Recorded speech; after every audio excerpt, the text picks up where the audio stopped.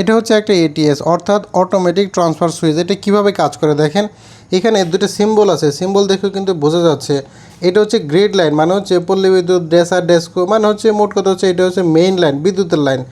এই যে উপরে যে দুটো লাইন আছে এই দুটো লাইন হচ্ছে মেইন লাইন। আর নিচের দিকে দেখেন আরেকটা লাইন দেওয়ার ব্যবস্থা আছে এবং এইখানে একটা জেনারেটরের চিহ্ন আছে, জেনারেটর লেখাও আছে দেখেন। তার মানে এখানে দুইটা সোর্স ঢুকবে এই ট্রান্সফরমার বা এটিএস সুইচে।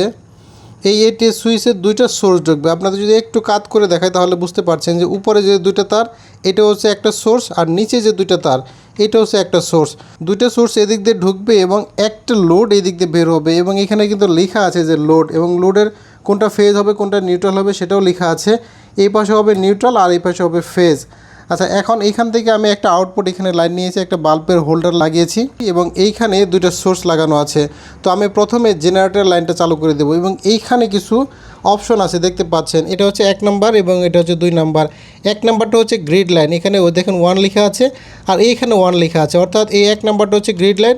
আর 2 নাম্বার যেটা এই যেখানে 2 লেখা আছে দেখতে পাচ্ছেন, এই 2 নাম্বারটা হচ্ছে এই যে নিচে জেনারেটর লাইন।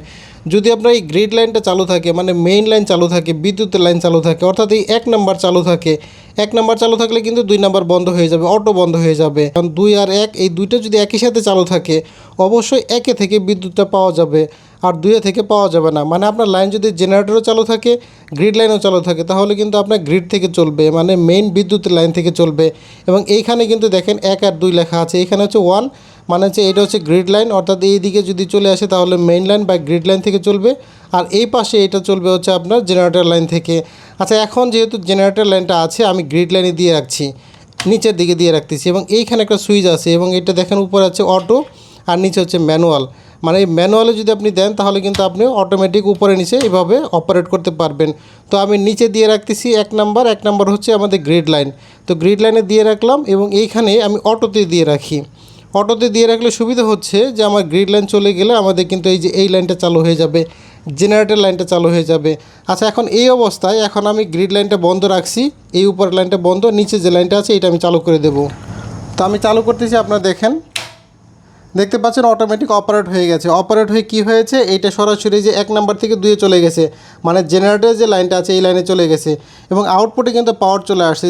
দেখেন এখানে যে লোডের ইন্ডিকেটর আছে এখানে কিন্তু বাতি জ্বলতেছে অলরেডি এবং এখানে টেস্টার ধরলেও বোঝা যাবে যে এখানে পাওয়ার চলে আসছে।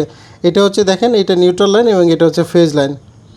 তো আশা করি বুঝতে পেরেছেন যে কীভাবে এটিএস কাজ করে। এখন যদি আমি গ্রিড লাইনটা দিয়ে দিই, মানে এই লাইনটা যদি আমি চালু করে দিই তাহলে কি হবে, তাহলে কিন্তু আবার এই গ্রিড লাইন থেকে চলবে, মানে 1-এ চলে আসবে। তো দেখতে পাচ্ছেন এখানে কিন্তু 2-এ চলতেছে, মানে জেনারেটর লাইন থেকে চলতেছে, গ্রিড লাইনটা বন্ধ আছে। লোড সাইড কিন্তু সবসময় চালুই থাকবে, দুইটা সোর্স থেকে একটা সোর্স চালু থাকবে আর একটা লোড থেকে, আর লোডে সবসময় পাওয়ার থাকবে। তো এখন আমাদের জেনারেটর লাইনটা আছে, যদি আমাদের এখন গ্রিড লাইন চালু হয় তাহলে কিন্তু এই যে এখানে যে লাল বাতিটা আছে এটা চালু হবে এবং এটা অপারেট হবে, অপারেট হয়ে কিন্তু এটা নিচের দিকে চলে আসবে। তো আমরা চালু করতেছি, গ্রিড লাইনটা চালু করতেছি।